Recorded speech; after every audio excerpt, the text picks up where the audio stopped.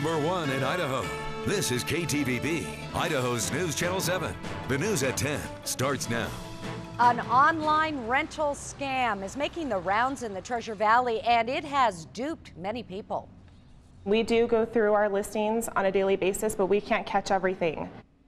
Victims include not only potential renters, but rental companies too. News Channel 7's Nishi Gupta has more.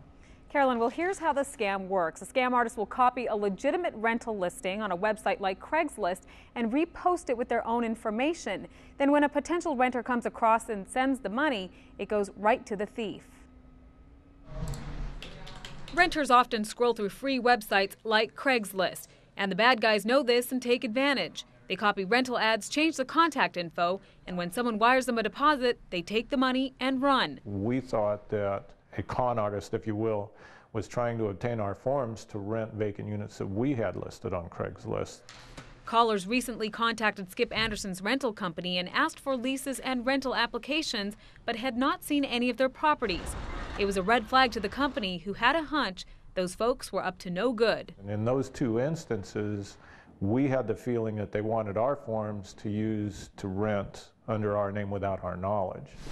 Marie Swanson has seen an increase in this scam. Her rental company checks its ads daily, even uses watermarks, but the bad guys still find ways to duplicate them.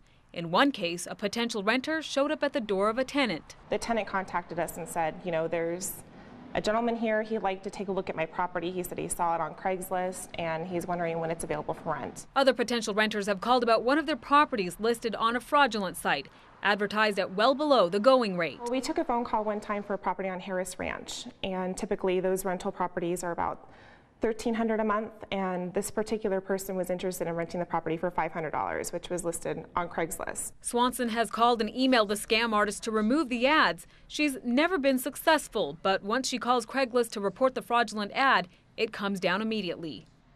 And the rental companies have advice for potential tenants. If you're looking at a property, go to the agent's rental office to sign the papers so you know it's legitimate. And never give cash, give a check or money order. Carolyn? Nishi, thank you for that. The rental companies say that this scam typically originates from outside of the U.S.